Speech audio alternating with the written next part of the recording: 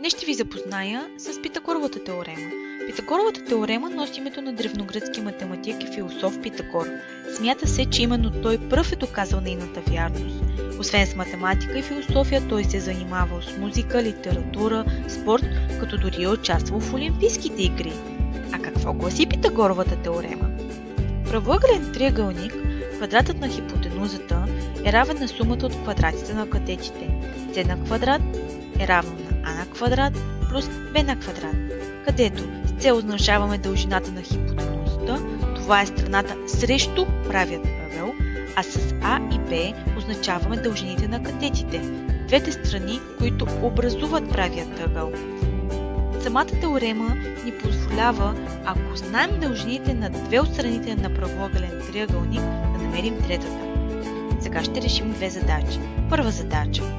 В правоъгълен триъгълник единият катет е дълъг 6 см, другият 8. Колко е дължината на хипотенузата? Използваме Питагоровата теорема. А на квадрат плюс б на квадрат е равно на с на квадрат, където а е равно на 6, б е равно на 8, а с означаваме хипотенузата. И сега заместваме с цифрите, както виждате на екрана. И правилният отговор е с равно на 10 см. Втора задача. В правоъгълен триъгълник единият катет е дълъг 5 см, а хипотенузата е 13. Колко е дължината на другият катет?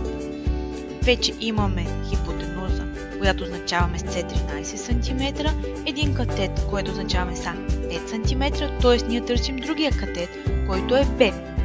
И заместваме.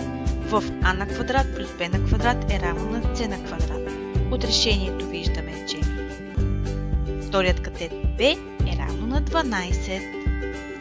Виждане!